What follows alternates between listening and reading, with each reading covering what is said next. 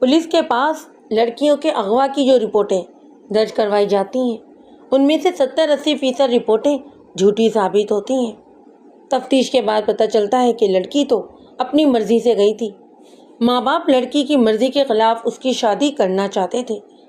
گھر میں غربت کی وجہ سے لڑکی کو شادی کا امکان نظر نہیں آتا تھا، یا پھر خاندانی رسوم کی وجہ سے لڑکی پر بے جا سختی کی جاتی تھی۔ یہ چند ایسی وجوہات ہیں جو بعض اوقات لڑکیوں کو گھروں سے بھاگنے پر مجبور کر دیتی ہیں۔ میرے مشاہدے کے مطابق زیادہ تر لڑکیاں ان گھروں سے بھاگتی ہیں جہاں بہت زیادہ آزادی ہو یا بہت ہی زیادہ پابندی ہوتی ہے۔ لڑکیوں کے لیے 13 سے 20 سال تک کی عمر بڑی ہی خطرناک ہوتی ہے۔ ماں باپ کو چاہیے کہ اس عمر میں لڑکیوں پر گہری نگاہ رکھیں، انہیں گھروں میں تنہا نہ چھوڑیں اور انہیں ایسی سہیلیوں کے گھروں میں بھی نہیں جانے دیں جہاں نوجوان لڑکے ہوں یا رنگین مزاج بوڑھے رہتے ہوں۔ ہمارے زمانے میں اتنا سخت قانون نہیں تھا۔ مفرور جوڑے کو برآمد کروانے کے بعد لڑکی کو ماں باپ کے حوالے کر کے لڑکے کو حوالات میں بند کر دیا جاتا، وہ تو بعد میں چھوٹ جاتا تھا۔ لیکن آج کل پولیس مفرور جوڑے کو پکڑتے ہی زنا آرڈیننس کے تحت سخت چالان کر دیتی ہے اور اس کی سزا بھی بڑی سخت ہے۔ شاید یہ مستقبل میں اغوا اور فرار کے واقعات میں کوئی کمی آ جائے۔ اغوا یا فرار کا جو واقعہ میں آپ کو سنانا چاہتا ہوں وہ آج سے 30-32 سال پہلے پیش آیا تھا۔ بہت کم لوگوں کو یہ بات معلوم ہوگی کہ مجرموں کو معاملے میں ہر تھانے کا ماہوار کوٹا ملتا ہے، یعنی فلاں جرائم کے سلسلے میں کم از کم اتنی گرفتاریاں ضرور ہونی چاہیے۔ یہ تھانے دار اپنا ذمہ داری اپنے عملے میں تقسیم کر دیتا ہے۔ جس تھانے کا عملہ سست ہو یا رشوت لے کر مجرموں کو چھوڑ دیتا ہو، وہ بھی مہینے کے آخر میں یہ کوٹا پورے کرنے کے لیے پکڑ دھکڑ تیز کر دیتا ہے، اور اسی پکڑ دھکڑ میں کئی بے گناہ بھی دھل لیے جاتے ہیں۔ ایک روز رات کی ڈیوٹی والی پولیس پارٹی سرعام فحش حرکت کے الزام میں ایک جوڑے کو گرفتار کر کے تھانے میں لے آئی۔ مرد کی عمر 30 سال سے زیادہ معلوم ہوتی تھی۔ شکل و صورت سے وہ ایک پڑھا لکھا اور معقول آدمی دکھائی دیتا۔ اس کا نام محمد افضل فرض کر لیتے ہیں۔ لڑکی کی عمر 20-21 سال کے قریب تھی۔ اس کے بال انگریزی فیشن کے مطابق کٹے ہوئے تھے اور لباس انتہائی بھڑکیدار اور چست تھا۔ وہ نہایت حسین، شوق اور بیوقوف سی لڑکی تھی۔ ASI کے مطابق یہ دونوں ایک مکان کے باہر چارپائی پر بیٹھے ہوئے تھے اور نازیبا حرکت کر رہے تھے۔ میں نے دونوں کو اندر بلا کر پوچھا کہ ان کا آپس میں رشتہ کیا ہے۔ لڑکی، جس کا نام ہم واجدہ فرض کر لیتے ہیں، جھٹ سے بولی کہ ہم لوگ میاں بیوی ہیں اور ہم یہاں بیٹھے باتیں کر رہے تھے۔ محمد افضل کچھ نادم اور پریشان نظر آ رہا تھا، لیکن واجدہ کے چہرے پر کوئی بھی گھبراہٹ یا پریشانی نہیں تھی۔ ہمارے آدمیوں نے تمہیں کہاں سے گرفتار کیا ہے؟ میں نے پوچھا۔ ہمارے گھر سے، واجدہ نے جواب دیا۔ محمد افضل، تم بھی کچھ بولو، میں نے کہا۔ جس وقت تم دونوں کو گرفتار کیا گیا اس وقت تم کہاں تھے اور کیا کر رہے تھے؟ بات یہ ہے جناب کہ ہم فاروقی صاحب کے مکان میں کرایہ دار کی حیثیت سے رہتے ہیں۔ فاروقی صاحب کے مکان میں کل 2.5 کمرے اور کمرے میں سخت گرمی ہوتی ہے، اس لیے اندھیرا ہونے کے بعد ہم چارپائی باہر نکال لیتے ہیں۔ ایسا ہی اس کی بات کاٹ کے بولا، جناب یہ سرعام نازیبا حرکت کر رہے تھے، بکواس کرتا ہے یہ، واجدہ نے کہا۔ ہم شریف انسانوں کی طرح بیٹھ کر باتیں کر رہے تھے۔ بی بی، اس کا دماغ تو خراب نہیں ہے کہ یہ تم دونوں کو اسی طرح پکڑ کر لے آیا ہو؟ میں نے کہا۔ کوئی وجہ تو ضرور ہوگی، کوئی کسی کو ایسے تو نہیں پکڑ کر لاتا۔ اگر یہ کسی کو اور کو پکڑ کر لاتا تو آپ اس سے بھی یہی سوال کرتے، واجدہ نے کہا۔ اس نے ہم سے 25 روپے رشوت مانگی تھی۔ میں نے کہا کہ میں 25 روپے کے بجائے 25 جوتے ماروں گی۔ اس پر یہ اچھل اچھل کر ہمیں دھمکیاں دینے لگا، کہنے لگا تمہارے سر پر اس طرح نہ پھروایا اور منہ پر توے کی سیاہی مل کر سارے شہر میں بھی گشت کرواؤں گا۔ کیوں امیر بخش، کیا یہ ٹھیک کہتی ہے؟ میں نے پوچھا۔ یہ سراسر جھوٹ بولتی ہے جی، ایسا ہی امیر بخش نے کہا، اور مجھے تو ان کے میاں بیوی ہونے پر بھی شک ہے۔ اس نے مزید بتایا کہ وہ تقریباً 1.5-2 مہینے سے پہلے وہاں آئے ہوئے تھے۔ افضل کا کوئی کام دھندہ نہیں ہوا کرتا، سارا دن گھر میں پڑا رہتا ہے۔ یہ سن کر افضل تو کچھ نہیں بولا، لیکن واجدہ غصے میں شور مچانے لگی۔ تمہاری شادی کب ہوئی ہے؟ میں نے پوچھا۔ واجدہ نے کہا کہ ہم اس سوال کا جواب نہیں دیں گے، کوئی قانون اس قسم کے سوالات کرنے کی اجازت نہیں دیتا۔ کیا تم اپنا نکاح نامہ دکھا سکتے ہو؟ ہاں دکھا سکتے ہیں، افضل نے کہا۔ کوئی ضرورت نہیں ہے، واجدہ جلدی سے بولی، ہم کوئی بھی نکاح نامہ نہیں دکھائیں گے، یہ سراسر ذلیل کرنے والی بات ہے۔ کیا آپ اس علاقے کے سارے خاندانوں کے نکاح نامے دیکھ چکے ہیں؟ کون سا قانون آپ کو نکاح نامے کا مطالبہ کرنے کی اجازت دیتا ہے؟ ہم میاں بیوی ہیں اور اس کے لیے ہمارا یہ بیان ہی کافی ہے۔ بیوی اگر تم تعاون نہیں کرو گی تو مجھے تمہارے خلاف رپورٹ درج کرنی پڑے گی۔ اوہ، تو آپ بھی دھمکی دینے لگے ہیں؟ کیا بغیر ثبوت کے اس رشوت خور کے بیان پر رپورٹ درج کر لیں گے آپ، وہ بھی بغیر کسی گواہ کے؟ ٹھیک ہے، لکھیں رپورٹ۔ ہم یہاں پردیسیوں کی طرح رہتے ہیں، لیکن اس کا یہ مطلب نہیں ہے کہ ہماری کوئی حیثیت ہی نہیں ہے۔ آپ لکھیے رپورٹ، ہم تھانے کے خلاف ہتک عزت کا دعویٰ کریں گے۔ ویسے تم ہو کون؟ ایسائی نے پوچھا۔ کہاں کی رہنے والی ہو؟ میں انسان ہوں اور اسی دنیا کی رہنے والی ہوں۔ تم ہوتے کون ہو ایسے سوالات کرنے والے؟ حکومت نے تمہیں وردی اس لیے نہیں دی کہ کمزور عورتوں کو ڈراؤ اور دھمکاؤ۔ اتنے ہی سورما ہو نا تو جاؤ چوروں، ڈاکوں اور قاتلوں کو جا کر پکڑو۔ ایسائی نے آنکھیں نکالی اور غصے سے بولا، ادب اور تمیز سے بات کرو ورنہ سارے قصبل نکال دوں گا۔ واجدہ چلائی، دیکھا آپ نے، یہ مجھے مارنے کی دھمکی دے رہا ہے، مارو۔ وہ ایسائی کی طرف بڑھی، لو مارو، عورت کو مارنا چاہتے ہو؟ اٹھاؤ ہاتھ، مارو، کیا منہ دیکھ رہے ہو؟ مر جاؤں گی پر سر نہیں جھکاؤں گی، زیادہ سے زیادہ جان سے مار ڈالو گی نا، لو یہ بھی کر کے دیکھ لو۔ افضل نے اسے روکنے کی کوشش کی، لیکن وہ تو نان اسٹاپ بولے ہی چلی جا رہی تھی۔ تم ہم پر فحاشی کا الزام لگاتے ہو؟ میں تمہیں فحاشہ نظر آتی ہوں؟ یہ میرے شوہر تمہیں دلال لگتے ہیں؟ فحاشی فلموں میں ہوتی ہے، جب ہیرو ہیروئن کے گلے میں بازو وغیرہ ڈالتا ہے، اس وقت تم لوگوں کو فحاشی نظر نہیں آتی؟ جب ولن ہیروئن کے ساتھ زبردستی کرتا ہے، اسے کندھے پر اٹھا کر اغوا کرتا ہے، اس وقت تمہارا قانون کیا کہتا ہے؟ اس فحاشی کو تو ساری قوم دیکھتی ہے، ان کو کیوں نہیں پکڑتے ہو تم لوگ؟ ان لوگوں کے پاس رشوت میں دینے کے لیے بھی بہت کچھ ہوتا ہے۔ کیسے تھانے دار ہیں آپ؟ اس سے پوچھیں، کیا اس نے ہم سے رشوت نہیں مانگی تھی؟ پہلے تو آپ اس کی رپورٹ درج کریں، اسے قانون کے سامنے پیش کریں۔ ملک صاحب اسے صرف 1 گھنٹے کے لیے میرے حوالے کر دیں، ایسائی نے کہا، تیر کی طرح سیدھی ہو جائے گی۔ اگر یہاں اسلامی قانون نافذ ہوتا تو شریف عورتوں پر تہمت لگانے والے کو سرعام کوڑے لگائے جاتے، واجدہ نے کہا۔ اگر آپ اپنا فرض ادا نہیں کریں گے تو یقین رکھیں آپ کی عزت بھی محفوظ نہیں رہے گی۔ کسی دن آپ کی بیٹی بھی اسی جیسے کسی وردی پوش کے قابو میں ہوگی۔ مجھے آج بھی یاد ہے کہ اس لڑکی کے دلائل نے مجھے قائل کر لیا، مگر وہ جرم کی مرتکب بھی تو ہوئی تھی۔ اس کی تقریر کی روشنی میں وہ الزام بے حقیقت معلوم ہونے لگا۔ جب ایسائی کو پتہ چلا کہ میں اسے چھوڑنے کا ارادہ رکھتا ہوں تو وہ بہت ہی جبروز ہوا۔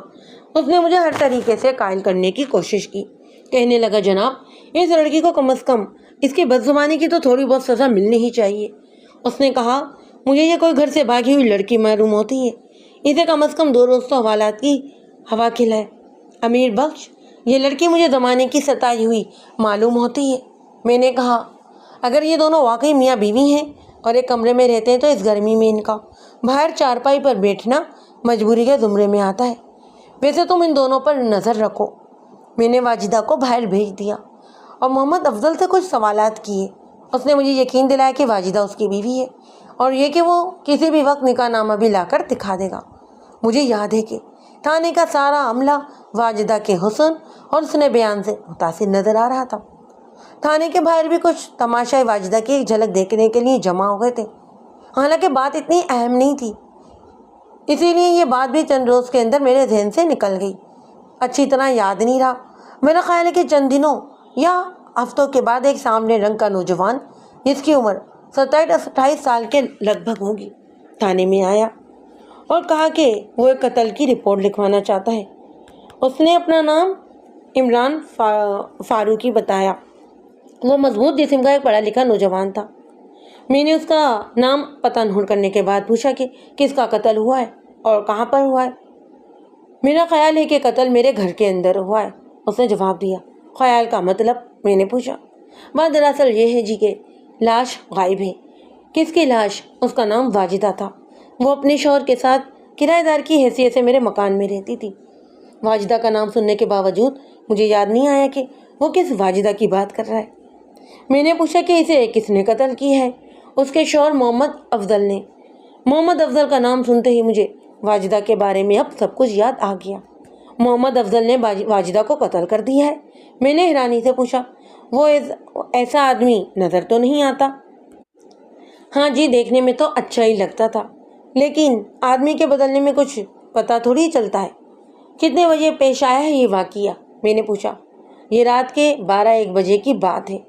رات کے 12-1 بجے کی بات ہے اور تم اس وقت اطلاع دینے آئے ہو؟ دراصل رات کو تو مجھے یقین ہی نہیں آیا تھا۔ کس بات کا یقین نہیں آیا تھا؟ اس بات کا کہ افضل نے واقعی اپنی بیوی کو قتل کر دیا ہے۔ لیکن آج صبح جب میں اٹھا تو افضل اور اس کی بیوی دونوں غائب تھے اور کمرے میں تالا لگا ہوا تھا۔ میں نے جھرری میں سے جھانک کر دیکھا تو کمرے کے فرش پر خون کے دھبے نظر آئے۔ میرا شک یقین میں بدل گیا۔ اور لاش؟ میرا خیال ہے کہ اس نے لاش کو راتوں رات ہی کہیں دفنا دیا ہے اور خود غائب ہو گیا ہے۔ میں چند سپاہیوں کو لے کر عمران فاروقی کے ساتھ موقع پر پہنچ گیا۔ اس کا مکان نئی آبادی والے علاقے میں تھا۔ وہاں زیادہ تر پلاٹ خالی پڑے تھے اور گلیاں وغیرہ بھی کچی تھیں۔ اس کے مکان کا رقبہ 5-6 مرلے کے قریب تھا۔ کراچی والوں کے حساب سے تقریباً 150 گز مربع۔ 2 کمرے پہلو با پہلو بنے ہوئے تھے۔ ہر ایک کا سائز تقریباً 15x18 فٹ ہوگا۔ ورچے خانے کے سامنے ایک چھوٹا سا کمرہ تھا جسے افضل نے آدھا کمرہ قرار دیا تھا۔ کمروں کے اندر پلستر کیا ہوا تھا، لیکن باہر سے ویسا ہی تھا۔ بائیں طرف والا کمرہ جو افضل اور واجدہ کے تصرف میں تھا، اس کے اوپر تالا لگا ہوا تھا۔ میں نے آس پاس رہنے والے 2-3 معتبر افراد کو صورتحال بتائی اور ان کی موجودگی میں کمرے کا تالا توڑ دیا۔ کمرے میں زیادہ سامان نہیں تھا۔ 2-4 چارپائیاں، کچھ برتن، ایک مٹی کے تیل کا اسٹور، 2 یا 3 سوٹ کیس اور کچھ گھریلو استعمال کی دیگر چیزیں۔ فرش پر خون کے دھبے موجود تھے۔ چارپائی کے نیچے خون آلود ریشمی جوڑا لپٹا رکھا ہوا تھا۔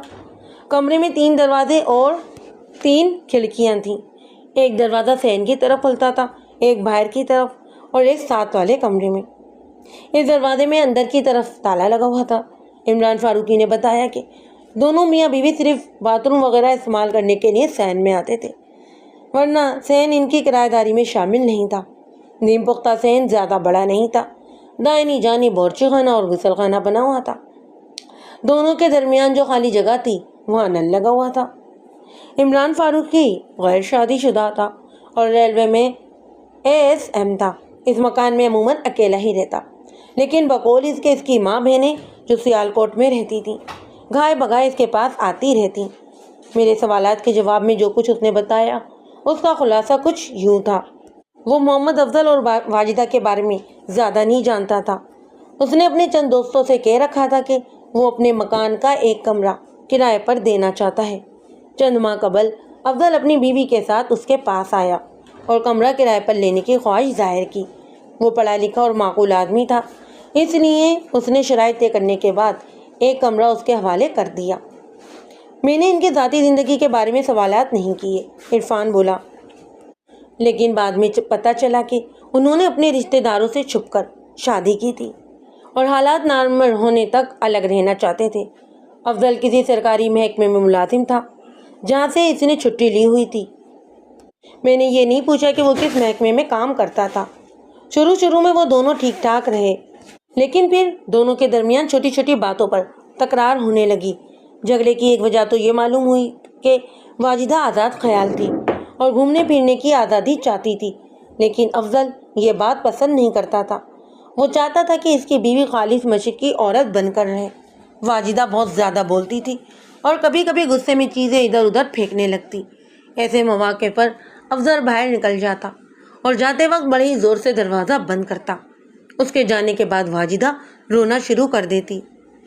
جی ہاں، مجھے اس پر ترس تو ضرور آتا تھا، لیکن میں اس کی کوئی مدد نہیں کر سکتا تھا۔ ان کے جھگڑے کی ایک دوسری وجہ یہ بھی تھی کہ واجدہ کو شک ہو گیا تھا کہ افضل کی ایک بیوی پہلے سے بھی ہے۔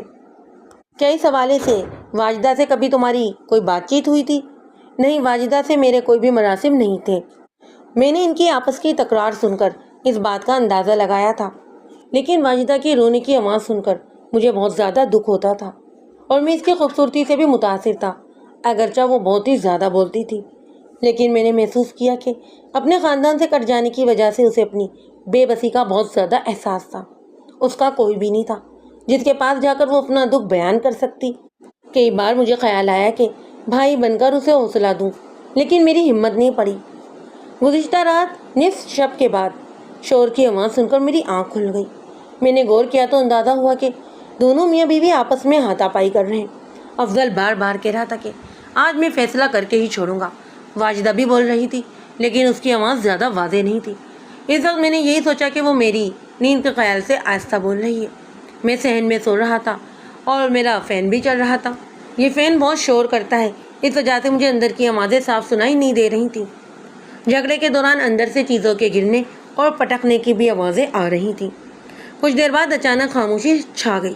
میں سمجھا کہ میرے جاگنے کے خیال سے وہ دونوں چپ ہو گئے، لہٰذا میں دوبارہ بستر پر لیٹ گیا۔ صبح جب میں نے دونوں کو غائب پایا تو میرے ذہن میں خطرے کی گھنٹی بجنے لگی۔ تبھی مجھے یہ احساس ہوا کہ رات جب میری آنکھ کھل گئی تھی تو اس وقت افضل غالباً اپنی بیوی کا گلا گھونٹ رہا تھا۔ آس پاس رہنے والے کچھ لوگوں نے اس بات کی تصدیق کی کہ افضل اور واجدہ آپس میں لڑتے جھگڑتے رہتے۔ خون آلود ریشمی جوڑے کو اپنے قبضے میں کرنے کے بعد میں نے دیگر سامان کا جائزہ لیا۔ ایک سوٹ کیس میں 3 یا 4 زنانہ جوڑے تھے اور عورتوں کے استعمال کی چند چھوٹی موٹی چیزیں۔ زیورات کے 2-3 ڈبے تھے، لیکن ان میں زیور نہیں تھا۔ ڈھکنے کی جیب سے سونے کی ٹاپس اور ایک جوڑی اور ایک خط برآمد ہوا۔ میں نے خط اپنی جیب میں رکھ لیا اور ٹاپس واپس ڈال دیے۔ دوسرے سوٹ کیس میں 4-5 مردانہ جوڑے، وہ دھلے ہوئے تولیے، چند رومال اور کچھ موزوں کے 1-2 جوڑی، شیونگ بلیڈ اور چند دوسری مردانہ قسم کی چیزیں تھیں جن کی تفصیل مجھے یاد نہیں رہی۔ تھوڑی بہت نقدی بھی تھی۔ چارپائی کے نیچے مردانہ ڈبوں کا ایک جوڑا اور ایک چپل بھی رکھے تھے۔ دیوار میں ایک پٹ والی الماری تھی جس کے اندر چند دوائیں، شیونگ کا سامان اور ایک پرانا سا آئینہ، 2 کنگھے اور خوشبودار تیل کی شیشی رکھی ہوئی تھی۔ اگر افضل نے اپنی بیوی کو رات کے 12 بجے قتل کیا تھا تو لاش کو ٹھکانے لگانے کے لیے اس کے پاس 4-5-6 گھنٹے تھے۔ عرفان فاروقی کا مکان آبادی کے نواح میں تھا۔ وہاں سے 2-3 گز کے بعد آبادی کی حدود ختم ہو جاتی۔ وہاں ایک خاصا وسیع جوہڑ بھی تھا جہاں لوگ مویشیوں کو پانی پلانے اور نہلانے کے لیے لے جاتے۔ اس جوہڑ سے تقریباً 1 میل دور نہر بھی تھی۔ ایسا امیر بخش نے خیال ظاہر کیا کہ قاتل نے لاش نہر میں پھینک دی ہوگی، لیکن میں اسے متفق نہیں تھا۔ محمد افضل پڑھا لکھا اور ذہین آدمی تھا۔ میں نے کہا اس نے ایسی حماقت نہیں کی ہوگی۔ وہ یقیناً یہ بات جانتا ہوگا کہ لاش زیادہ دیر تک پانی کے نیچے نہیں رہتی۔ اس نے ضرور لاش کو کہیں اور دفن کر دیا ہوگا۔ وہ زرعی علاقہ تھا اور ہر طرف دور دور تک کھیت پھیلے ہوئے تھے۔ اتنے وسیع رقبے میں محض اندازے کی بنا پر لاش کو تلاش کرنا تقریباً ناممکن تھا۔ پھر بھی ہم نے آس پاس کے علاقے کا اچھی طرح معائنہ کر لیا۔ نہر کے ساتھ ساتھ کہیں کہیں گڑھے کھدے ہوئے تھے، بعض خشک تھے اور بعض میں پانی کھڑا ہوا تھا۔ ان گھڑوں کے آس پاس اونچی گھاس اور جھاؤ کے پودے اگے تھے۔ کافی تلاش کے بعد ایک پگ ڈنڈی کے کنارے پر ہمیں زنانہ سینڈل بھی پڑی ہوئی ملی۔ سینڈل ملنے کے بعد ہمیں یقین ہو گیا کہ قاتل نے لاش اس علاقے میں کہیں دبائی تھی۔ ہم نے اپنی پوری توجہ اس علاقے پر مرکوز کر دی۔ جہاں کوئی زمین نظر آئی اسے کھدوا کر دیکھا۔ نہر میں بھی جال ڈلوائے، لیکن کئی روز کی محنت کے باوجود بھی لاش کا کچھ پتہ نہیں چلا۔ جنگل سے جو سینڈل ہمیں ملی تھی وہ میں نے عرفان فاروقی کو دکھائی اور پوچھا کہ کیا وہ واجدہ کی سینڈل تھی، لیکن وہ کوئی یقینی بات کا جواب نہیں دے سکا۔ میں پورے یقین سے کچھ نہیں کہہ سکتا تھا۔ اس نے کہا میرا خیال ہے کہ اس قسم کی یا اس سے ملتی جلتی ایک سینڈل میں نے واجدہ کے پیروں میں دیکھی تھی۔ چند روز بعد میں نے تفتیش کے اس پہلو پر توجہ ذرا کم کر دی اور قاتل کی تلاش میں جگہ جگہ چھاپے مارنے شروع کر دیے۔ واجدہ کے سوٹ کیس سے مجھے جو خط ملا تھا وہ اس کی بڑی بہن رائلہ کی طرف سے تھا۔ وہ ایک عام سا خط تھا۔ اس میں گھریلو قسم کی باتیں لکھی ہوئی تھیں، البتہ چند فقرے قابل غور تھے۔ لکھا تھا پیاری بہن، خدا کا شکر ہے کہ تم دوبارہ اپنا گھر آباد کرنے میں کامیاب ہو گئی ہو۔ اس دفعہ کوئی غلطی نہ کرنا، عزت سے اپنا گھر آباد کر لو گی تو سب لوگ راضی ہو جائیں گے۔ نیچے ایک چھوٹے سے قصبے کا پتہ درج تھا جو وہاں سے 15-16 میل کے فاصلے پر تھا۔ میں اپنی پہلی فرصت میں اس قصبے میں پہنچ گیا۔ پتہ تلاش کرنے میں مجھے کسی بھی قسم کی دقت پیش نہیں آئی۔ دستک کے جواب میں ایک عورت نے دروازہ کھولا اور مجھے دیکھ کر جلدی سے دروازے کی اوٹ میں ہو گئی۔ کس سے ملنا چاہتے ہیں آپ؟ اس نے پوچھا۔ رائلہ نام کی کوئی لڑکی اس گھر میں رہتی ہے؟ میں نے پوچھا۔ آپ کون ہیں؟ میرا نام ملک صفدر حیات ہے. میں ضلع جنگ کے ایک علاقے میں تھانے دار ہوں اور راحلہ کی بہن کے بارے میں کچھ پوچھنے آیا ہوں. یا اللہ خیر. وہ گھبرا کر بولی. کیا ہوا ہے میری بہن کو؟ میں ہی راحلہ ہوں. آپ اندر آ جائیں. میری بہن خیریت سے تو ہے نا؟ وہ مجھے ایک سجے ہوئے ڈرائنگ روم میں لے گئی. ملک صاحب مجھے خیریت کی کوئی خبر سنائیں. اس نے مزید کہا کہ میں بہت دکھی ہوں. یا اللہ میری بہن خیریت سے ہو. یا پروردگار اس نے بہت زیادہ دکھ اٹھائے. اس کے درد انگیز کلامات سن کر میں نے سوچا کہ قتل کی خبر سنانا مناسب نہیں. لہذا میں نے بات بناتے ہوئے کہا کہ تمہاری بہن واجدہ کچھ عرصے سے اپنے شوہر کے ساتھ ہمارے علاقے میں رہ رہی تھی. وہ دونوں ایک کرائے کے مکان میں رہتے تھے. چند روز پہلے دونوں اچانک کہیں چلے گئے ہیں. جاتے وقت انہوں نے مالک مکان کو کچھ بھی نہیں بتایا. شاید اس کا کچھ کرایہ ان پر واجب ہے اور اس نے پریشانی کی وجہ سے تھانے میں رپورٹ درج کروا دی ہے. مجھے تو پہلے ہی یہ ڈر تھا. راحلہ نے کہا. واجدہ نے پھر کسی غلط آدمی کو منتخب کر لیا ہوگا. اس نے باریک سے دوپٹے سے آدھا منہ چھپایا ہوا تھا. میں نے اندازہ لگایا کہ اس کی عمر 27-28 سال کے لگ بھگ ہوگی. وہ واجدہ کی طرح شوق اور خوبصورت نہیں تھی، تاہم اس کے نقوش واجدہ سے ملتے جلتے تھے. چند سال پہلے وہ یقیناً خوبصورت رہی ہوگی، لیکن اس وقت اس کے چہرے پر تفکرات کی لکیریں تھیں. ایسا چہرہ معلوم ہوتا تھا جو حالات کی سختیاں اور تلخیوں کے باعث مسکرانا بھول گیا ہے. میں نے کہا کہ میں تمہارا مطلب نہیں سمجھا، مجھے ذرا تفصیل سے بات بتاؤ. اس نے بتایا کہ واجدہ بچپن سے ہی شوق طبیعت کی لڑکی تھی. اس کی شوقی اور خوبصورتی کی وجہ سے ہر شخص اسے پسند کرتا سوائے اس کے والد کے. وہ بے دھڑک ہر شخص سے بات کر لیتی اور کسی سے بھی نہیں ڈرتی تھی. ابھی وہ 15-16 سال کی تھی کہ اس کے رشتے آنا شروع ہو گئے. اس وقت ان کی ماں زندہ تھی. واجدہ نے ماں سے صاف کہہ دیا کہ وہ کسی غیرے کے ساتھ شادی نہیں کرے گی. یہ تو اتنی پریشانی کی بات نہیں تھی. راحلہ بات جاری رکھتے ہوئے بولی. اصل پریشانی اس وقت شروع ہوئی جب محلے کے لڑکوں نے واجدہ کو تنگ کرنا شروع کر دیا. کوئی آوازیں کستا، کوئی اسکول سے گھر اور گھر سے اسکول تک اس کا پیچھا کرتا. بعض نے انتہائی فضول قسم کے خط بھی لکھنے شروع کر دیے. ایک خط ہمارے والد کے ہاتھ لگ گیا. وہ کٹر قسم کے مذہبی آدمی ہیں. انہوں نے واجدہ کو کمرے میں بند کر کے بہت مارا. واجدہ کہتی رہی کہ اس کا اس خط سے کوئی واسطہ نہیں، وہ خط بھیجنے والے کو جانتی تک نہیں. لیکن ابا جان انہوں نے کوئی بات نہیں سنی. وہ اسے مارتے جاتے اور کہتے جاتے، عورت کا خوبصورت ہونا فتنہ ہے، میں تیری شکل بگاڑ دوں گا، تیزاب ڈال دوں گا تیرے چہرے پر. امی نے کہا کہ آپ اس لڑکے سے جا کر پوچھیں، اس کے ماں باپ سے بات کریں کہ اس نے یہ خط کیوں لکھا ہے. تھانے میں رپورٹ کریں. اس پر بولے تھانے کچہری میں زندگی برباد کرنے کے بجائے میں اس فتنے کو ہی کیوں نہ ختم کر دوں. ملک صاحب میری بہن بری نہیں تھی. ابا جی کی سختی نے اس کے اندر بغاوت پیدا کر دی. ایک دن اس نے کہا کہ اگر ناکردہ گناہوں پر مار کھانی ہے تو پھر کیوں نہ کچھ کر کے ہی میں مار کھاؤں. پھر ہماری امی کا انتقال ہو گیا تو ابا جی کی سختیاں اور بھی زیادہ بڑھ گئیں. انہوں نے ہمارے مستقبل کی کبھی فکر نہیں کی. جو بھی رشتہ ہمارے لیے آتا ان میں انہیں خرابی نظر آ جاتی. کہتے اور تو سب ٹھیک ہے، یہ لڑکا دیندار نہیں ہے. لوگوں نے اس بات کو ہمارا مذاق بنا لیا. کہیں ہماری رشتے کی بات چلتی تو جاننے والے کہتے کہ پہلے یہ تو دیکھ لو کہ لڑکا دیندار بھی ہے کہ نہیں. ابا جی ایسی باتوں کے جواب میں کہتے کہ میں اپنی بیٹیوں کو گھر بیٹھائے رکھوں گا، لیکن کسی ایک فاجر گناہ گار کے ساتھ اس کی شادی نہیں کروں گا. ابا جان آخرت کے عذاب سے بہت ڈرتے ہیں، ہمیں بھی ڈراتے رہتے تھے. مجھے آخرت کے عذاب کا تو پتہ نہیں، لیکن ایک بات بڑی ہی سچی ہے، ابا جی نے اپنی حرکتوں کی وجہ سے ہماری زندگی واقعی عذاب بنا رکھی ہے. ہمارے محلے میں ایک بٹ صاحب رہتے ہیں. ایک دن انہوں نے ہمارے ساتھ ایک عجیب مذاق کیا.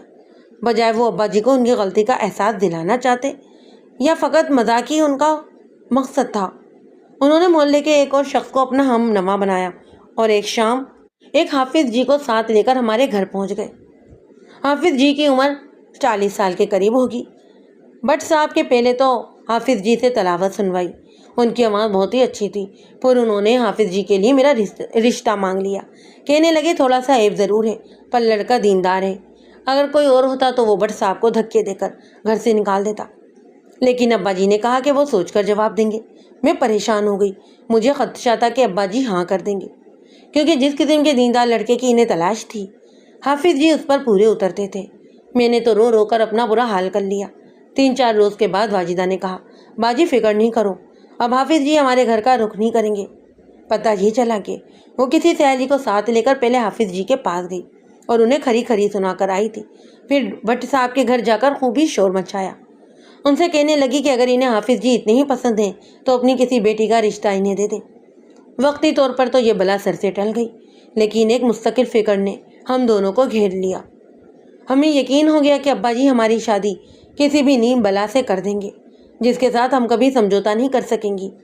واجدہ نے مجھے گھر سے بھاگ جانے پر اکسایا، لیکن میں نے اس کی بات نہیں مانی۔ مجھے معلوم تھا کہ یہ ایک عذاب سے نکل کر دوسرے عذاب میں پڑ جانے والی بات تھی۔ میں نے بھی اسے سمجھانے کی کوشش کی، مگر اس نے میری بات پر دھیان نہیں دیا۔ ملک صاحب، جب لڑکی گھر سے نکلتی ہے تو اسے سہارے کی ضرورت ہوتی ہے۔ اکیلی لڑکی کو دیکھ کر ہر شخص دانت تیز کرنے لگتا ہے۔ لڑکی فٹ پاتھ پر نہیں سو سکتی، ہوٹل میں نہیں رہ سکتی، کسی اجنبی کے گھر میں رات بھی بسر نہیں کر سکتی، کیونکہ قدرت نے اسے کمزور پیدا کیا ہے۔ لہٰذا واجدہ کو بھی سہارے کی ضرورت تھی۔ ابا جی کی سختیوں کے باوجود اس نے ایک سہارا تلاش کر لیا۔ وہ ایک جوان اسکول ٹیچر تھا۔ اس نے واجدہ کو تحفظ کا بہت یقین دلایا، اور ایک روز واجدہ اس کے ساتھ فرار ہو گئی۔ ابا جی نے اس کے فرار کا سارا غصہ مجھ پر نکالا اور تھانے میں رپورٹ لکھوا دی۔ اسکول ٹیچر کا نام ساجد علی تھا۔ وہ واجدہ کو جگہ لیے پھرتا رہا، لیکن شادی کے بارے میں ٹال مٹول کرتا رہا۔ واجدہ مجھے خطوط میں ساری باتیں لکھتی رہتی۔ ساجد علی کے ٹال مٹول کی وجہ یہ معلوم ہوئی کہ اس کی منگنی ہو چکی تھی۔ اس کی منگیتر ایک گھرانے سے تعلق رکھتی تھی اور اسے توقع تھی کہ وہ اپنے ساتھ بھاری جہیز لائے گی، اس لیے وہ اس موقع کو ضائع نہیں کرنا چاہتا تھا۔ اس نے واجدہ کے سامنے یہ شرط رکھی کہ وہ اپنی منگیتر کو نہیں چھوڑ سکتا، اس لیے واجدہ کو اسے دوسری شادی کی تحریری اجازت دینی پڑے گی۔ لیکن واجدہ ان لڑکیوں میں سے جو اپنی کسی بھی چیز میں شراکت برداشت نہیں کرتی۔ اس نے ساجد علی کو دوسری شادی کی اجازت دینے سے صاف انکار کر دیا۔ اس دوران میں ان دونوں کو پولیس نے گرفتار کر کے عدالت میں پیش کر دیا۔ واجدہ اگر چاہتی تو ساجد علی پر اغوا کا الزام عائد کر کے اسے سزا دلوا سکتی تھی، لیکن اس نے عدالت میں یہی بیان دیا کہ وہ اپنی مرضی سے گئی تھی، اور ساتھ ہی ابا جی کی سختیوں کا بھی حال بیان کیا۔ جج نے ابا جی کو بلا کر انہیں سمجھانے کی کوشش کی، لیکن ابا جی نے واجدہ کو واپس گھر لانے سے انکار کر دیا۔ انہوں نے کہا کہ اگر وہ اس گنہگار لڑکی کو اپنے گھر لے گئے تو خدا کا عذاب ہمارے گھر پر نازل ہوگا۔ اس پر واجدہ نے بھی سخت کلامی کی۔ اس نے کہا، میرے والد پتہ نہیں کس عذاب کی بات کرتے ہیں، انہوں نے تو اپنے ہی گھر کو جہنم بنا رکھا ہے جس میں میں جل جل کر مر چکی ہوں۔ اب میں بھی اس جہنم میں نہیں جانا چاہتی۔ عدالت نے واجدہ کو ایک رفاعی ادارے میں بھیج دیا۔ کچھ عرصے بعد اس نے خط لکھا کہ وہ عنقریب ایک بہت ہی اچھے آدمی سے شادی کرنے والی ہے۔ میں نے اسے لکھا کہ وہ دیکھ بھال کر فیصلہ کرے۔ اس کے بعد کئی مہینوں تک اس کا خط نہیں آیا۔ پھر کچھ عرصہ قبل اس کا خط ملا۔ اس نے محمد افضل نامی ایک شخص سے شادی کر لی تھی اور وہ بہت زیادہ خوش تھی۔ جب اس کی بات ختم ہوئی تو میں نے کہا، تم نے اس کے خط کے جواب میں جو خط لکھا تھا وہ میرے پاس موجود ہے۔ کیا واجدہ نے افضل کے بارے میں کوئی تفصیل نہیں لکھی کہ وہ کون ہے، کہاں کا رہنے والا ہے اور کیا کام کرتا ہے؟ نہیں، تفصیل تو کوئی نہیں لکھی، رائلہ نے کہا۔ اس کے چہرے پر ایک بار پھر فکر نظر آنے لگی۔ بولی، میری بہن تو خیریت سے ہے نا؟ اس سلسلے میں تمہیں کوئی تسلی بخش جواب نہیں دے سکتا۔ اچانک کسی نے بڑی زور سے دروازہ کھٹکھٹایا۔ کھٹکھٹانے کی آواز سنتے ہی رائلہ کا رنگ اتنی تیزی سے تبدیل ہوا کہ میں دھنک رہ گیا۔ وہ جلدی سے اٹھی اور دونوں ہاتھوں سے میرا بازو پکڑ کر بولی، ملک صاحب، خدا کے لیے جلدی سے باہر نکل جائیں، اس طرف پچھلے دروازے سے۔ شاید ابا جی آ گئے، اگر انہوں نے آپ کو دیکھ لیا تو قیامت برپا کر دیں گے۔ اس کے دونوں ہاتھ دہشت کے باعث کپ کپا رہے تھے۔ اسے یہ بھی خیال نہیں رہا کہ میں ایک اجنبی مرد تھا۔ تم دروازہ کھولو، میں نے اطمینان کے ساتھ کہا، کوئی قیامت نہیں آ جائے گی۔ وہ ہاتھ جوڑنے لگی۔ اس کا رنگ پیلا پڑتا جا رہا تھا۔ میں نے اسے ایک طرف ہٹایا اور آگے بڑھ کر دروازہ کھول دیا۔ اس وقت میں وردی میں نہیں تھا۔ دروازہ کھلتے ہی ایک سفید ریش بڈھا بھگتا جھگتا اندر داخل ہوا۔ اس کی داڑھی میں کہیں کہیں سیاہ بال تھے اور ایک مٹھی سے زیادہ لمبی تھی۔ اس نے ٹخنوں سے اونچی شلوار اور گھٹنوں سے لمبا کرتا پہن رکھا تھا۔ ہاتھ میں چھڑی، کندھے پر سبز اور سر پر ٹوپی تھی۔ یا اللہ، میرے گناہ معاف کرنا، اس نے کہا۔ یہاں جو کچھ بھی ہو رہا تھا میں اس سے آپ کو بری قرار دیتا ہوں۔ پھر وہ جڑی لہراتے ہوئے رائلہ کی طرف بڑھا۔ کب سے یہ حرام خوری کر رہی ہے؟ ہاں، کون ہے یہ مستنڈا؟ قبل اس کے کہ اس کی چھڑی رائلہ کے بدن پر پڑتی، میں نے جلدی سے آگے بڑھ کر اس کی کلائی پکڑ لی اور چھڑی کو چھین لیا۔ بابا جی، ذرا حوصلے کے ساتھ۔ کیا نام ہے آپ کا؟ بوڑھا کلائی چلانے کی کوشش کرتے ہو بولا۔ ہاتھ چھوڑو میرا، کون ہو تم؟ تھانے دار ہوں میں، اور میرا نام ملک صفدر حیات ہے۔ بکواس کرتے ہو، تمہارے جیسے تھانے دار جعلی قسم کے بہت دیکھے ہیں میں تمہیں پولیس کے حوالے کر دوں گا۔ میں نے اسے صوفے پر بیٹھنے کے لیے مجبور کیا، پھر کہا بزرگوں میں آپ کی بہت عزت کر رہا ہوں، لیکن آپ مجھے دوسرا راستہ اختیار کرنے پر مجبور کر رہے ہیں۔ اچانک وہ خوفزدہ نظر سے مجھے دیکھنے لگا، اس کی سانس کی رفتار تیز ہو گئی۔ تم ہو کون؟ اچانک میرے ذہن میں ایک ترکیب آئی۔ میں نے اسے راہ راست پر لانے کے لیے کہا، میں آپ کو قتل کرنے آیا ہوں۔ لیکن قتل؟ وہ تیز تیز سانس لینے لگا۔ لیکن اگر آپ نے میرے چند سوالوں کے صحیح جواب دے دیے تو میں آپ کی جان بخش دوں گا۔ راحلہ بیٹی پانی۔ جناب آپ نے تو راگ گانا شروع کر دیا۔ میں نے کہا، وہ کیا کہتے ہیں، سارے گاما، پانی پانی۔ راحلہ اندر سے بہرحال پانی کا گلاس بھر کر لائی۔ بڑے میاں نے آدھا پانی پیا اور آدھا نیچے گرا دیا، پھر گلاس واپس دیتے ہوئے بولی، بیٹی کسی کو بلاؤ، شیخ صاحب کو یا روشن دین کو۔ میں نے راحلہ کو آنکھ سے اشارہ کیا، پھر بظاہر تحکمانہ لہجے میں کہا، اے لڑکی بیٹھ جا ادھر، نہیں تو میں تجھے بھی قتل کر دوں گا۔ راحلہ نے گلاس میز پر رکھ دیا اور خاموشی سے دوسرے صوفے پر بیٹھ گئی۔ میں نے اس کے باپ سے مخاطب ہو کر کہا، ہاں تو حضرت، اگر آپ نے میرے چند سوالوں کے صحیح جواب دے دیے تو میں آپ کو قتل نہیں کروں گا۔ پہلے تو اپنا نام بتائیے۔ منشی چراغ الدین۔ منشی صاحب، آپ کی تعلیم کتنی ہے؟ باقاعدہ تعلیم مڈل تک ہے۔ کاروبار کیا ہے آپ کا؟ آج کل کپڑے کا کاروبار کرتا ہوں، مین بازار میں دکان ہے۔ انگریزوں کے زمانے میں سول کورٹ میں ملازم تھا، پٹے والا تھا۔ ملازمت کے زمانے میں تنخواہ کے علاوہ اوپر کی آمدنی کتنی ہو جاتی تھی؟ جھوٹ نہیں بولوں گا، 5-10 روپے روز کے ہو جاتے تھے، لوگ اپنی خوشی سے دیتے تھے۔ آج کل لوگ اپنی خوشی سے کتنے پیسے دے جاتے ہیں؟ یہ کاروبار ہے، اس میں تو لوگ ایک پیسہ بھی زیادہ نہیں دیتے۔ اچھا تو یہ کاروبار ہے، اور وہ انگریز کی ملازمت تھی۔ منشی چراغ الدین صاحب، کچہری کی چپراسی گیری میں آپ کو جو اوپر کی آمدنی ہوتی تھی وہ رشوت تھی، اور آپ کو یہ بات خوب معلوم ہوگی کہ راشی اور رشوتی دونوں جہنم میں جائیں گے۔ مجھے پتہ ہے، میں نے ملازمت سے ریٹائر ہونے کے فوراً بعد حج کر لیا تھا، یعنی آپ کے پچھلے گناہ سارے کے سارے معاف ہو گئے۔ حاجی صاحب، حج کرنے سے مومنوں کے پچھلے گناہ معاف ہو جاتے ہیں، اور مومن وہ ہوتا ہے جو برے کاموں سے رک جاتا ہے اور نیک کاموں پر اختیار حاصل کر لیتا ہے۔ منشی صاحب، مسئلہ آپ کی زندگی کا ہے، اس لیے اس سوال کا جواب سوچ سمجھ کر دیں۔ یہ پتہ نہیں اسلام تلوار کے زور سے پھیلا ہے؟ ہرگز نہیں، دین میں جبر کسی صورت نہیں ہے۔ اگلا سوال ذرا غور سے سنیں۔ میں نے کہا، جیسا کہ آپ نے دیکھا ہوگا کہ اکثر مسلمان صرف نام کے مسلمان ہیں، اسلامی تعلیم کا نہ ہی علم رکھتے ہیں اور نہ ہی ان پر عمل کرتے ہیں۔ اگر ایسے کسی شخص کو کوئی زور آور پکڑ لے اور تلوار لے کر اس پر کھڑا ہو جائے اور اسے زبردستی نماز پڑھنے پر مجبور کرے تو کیا اس بے عمل شخص کی نماز قبول ہو جائے گی؟ ہرگز نہیں، اس نے جواب دیا۔ تلوار کے ڈر سے نماز پڑھنے والی کی نماز قبول نہیں ہوگی۔ بالکل درست فرمایا ہے آپ نے، میں نے کہا۔ نتیجہ یہ نکلا کہ نیکی اور عبادت وہ قبول ہوگی جو انسان نے اپنی خوشی اور شوق سے کی ہوگی۔ میں غلط تو نہیں گرا؟ بالکل ٹھیک کہا ہے آپ نے۔ آخری سوال یہ ہے کہ خدا اس شخص کو پسند کرے گا جو لوگوں سے زبردستی نیکیاں بھی کروائے گا؟ ہرگز نہیں، بلکہ ایسے شخص کو خدا ناپسند کرے گا۔ تو پھر منشی چراغ الدین صاحب، آپ نے اپنی بچیوں پر نیکی کے نام پر ظلم کیوں رکھا ہوا ہے؟ کیا یہ بات اس احسان فراموش نے کہی ہے؟ انہوں نے راحلہ کی طرف اشارہ کیا۔ اس نے جس کے لیے میں دن رات محنت کرتا ہوں، جسے میں نے دنیا کا ہر آرام دے رکھا ہے۔ منشی صاحب، شور نہیں مچائیں، میں نے سخت لہجے میں کہا۔ آپ بڑے دیندار بنے پھرتے ہیں، اپنے عمل سے بھی دینداری ظاہر کریں اور آرام سے بات کریں۔ علم کی بات کا علم اور عقل کی بات کا عقل سے جواب دیں۔ خدا تیش میں آنے والوں کو، خود پسندوں کو اور مغروروں کو پسند نہیں کرتا۔ جو اپنے ماتحتوں اور زیر کفالت بندوں کے ساتھ نرمی کا سلوک نہیں کرتا، اس پر خدا کا عذاب نازل ہوتا ہے۔ کیا آپ اپنی بچیوں کے حقوق ادا کرتے ہیں؟ آپ اس سے پوچھیں کہ میں نے اسے کیا کچھ نہیں دیا۔ منشی چراغ الدین چراغ پا ہو کر بولا، کون سی ضرورت ہے جو میں نے اس کی پوری نہیں کی؟ میں بتاتا ہوں کہ آپ نے اس کی کون سی ضرورت پوری کی ہے اور کون سی نہیں، میں نے کہا، اور اس معصوم کی طرف اشارہ کرتے ہوئے بولا، اسے تو آپ نے بچپن سے ہی قید میں رکھا ہوا ہے، اس کی انا اور عزت نفس کو کچل دیا ہے۔ یہ بیچاری کیا منہ سے بولے گی؟ میرے سوالوں کے جواب دیں۔ کیا آپ اس کے ساتھ کبھی شفقت یا سلوک سے پیش آئے ہیں؟ کیوں نہیں؟ منشی جی، خدا کا خوف کریں، اتنی لمبی داڑھی رکھ کر کیوں جھوٹ بول رہے ہیں آپ؟ جو باپ اپنی اولاد کے ساتھ شفقت کا سلوک کرتے ہیں ان کی اولاد دیکھ کر انہیں خوشی سے اچھلنے لگتی ہے کہ ابا جی آ گئے، ابا جی آ گئے۔ لیکن آپ کی بیٹی یا آپ کی بیٹی آپ کی آمد پر خوف سے تھر تھر کانپنے لگی تھی۔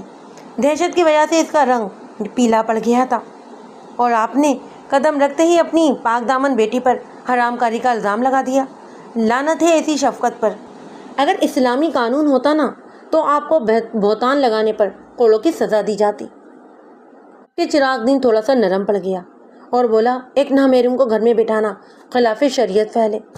منشی جی، میں سرکاری فرض کی بجا آوری کے لیے یہاں آیا ہوں۔ میں نے کہا، آپ کی چھوٹی بیٹی واجدہ کے سلسلے میں تفتیش کر رہا ہوں۔ وہ کچھ عرصے سے ہمارے قصبے میں مقیم تھی۔ چند روز پہلے وہ اچانک لاپتہ ہو گئی۔ اس کے سامان سے اس گھر کا پتہ برآمد ہوا، اس لیے مجھے یہاں آنا پڑا۔ اگر آپ کی یہ بیٹی مجھے دروازے میں کھڑا کر کے میرے سوالوں کے جواب دیتی تو ہر آنے جانے والا شک کی نظر سے ہماری طرف دیکھتا، لہذا اس صورت میں اندر بیٹھ کر بات کرنا زیادہ مصلحت ترین تھا۔ لیکن آپ یہ بتائیں کہ آپ کا آتے ہی حرام کاری کا الزام لگانا اور بیٹی کو چھری سے مارنے کا قصد کرنا کون سی شریعت میں جائز ہے؟ میں جذبات میں آ گیا تھا۔ اب آپ نے سچ بولا ہے، میں نے کہا۔ آپ شریعت کی نہیں اپنے جذبات کی پیروی کرتے ہیں۔ آپ نے شریعت کو اپنے جذبات کے تابع کیا ہوا ہے۔ آپ جیسے لوگ شریعت کے نام پر لوگوں پر ظلم کرتے ہیں۔ اس دنیا میں ان گناہوں کی سزا لوگوں کو دینا چاہتے ہیں جن کا اختیار صرف اور صرف خدا کے ہاتھ میں اور مرنے کے بعد ہوگا۔ آپ مجھے یہ بتائیں کہ آپ نے اپنی بیٹی واجدہ کو گھر سے کیوں دھکا دیا؟ وہ گناہ کبیرہ کی مرتکب ہوئی تھی، اس نے میری عزت کو خاک میں ملا دیا تھا۔ وہ اس لیے گناہ کبیرہ کی مرتکب ہوئی کہ آپ کا رویہ اس کے ساتھ اچھا نہیں تھا۔ آپ کو اس کے مستقبل کی کوئی فکر نہیں تھی۔ اس کے لیے جو بھی رشتہ آتا اسے واپس کر دیتے۔ کوئی مناسب رشتہ آتا تو میں ضرور بات آگے بڑھاتا۔ اس لڑکی کے لیے ایک حافظ صاحب کا رشتہ بھی آیا تھا۔ میں نے کہا، جو آپ کو بہت زیادہ موزوں لگا، یہی بات ہے نا؟ اس نے غضیلی نظروں سے راحلہ کی طرف دیکھا۔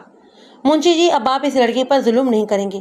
میں نے کہا، میں یہاں کے تھانے دار کو ہدایت کر کے جاؤں گا کہ وہ ہر ہفتے راحلہ کی خیریت پوچھنے آیا کرے۔ اگر آپ نے اس پر کوئی بھی سختی کی تو میں ڈاکٹر سرٹیفکیٹ حاصل کر کے آپ کو لاہور کے مینٹل اسپتال میں داخل کروا دوں گا۔ منشی گھبرا کر بولا، یہ ہمارا گھریلو معاملہ ہے۔ یہ گھریلو معاملہ جب ظلم کی حد تک پہنچ جائے تو وہ گھریلو معاملہ نہیں رہتا۔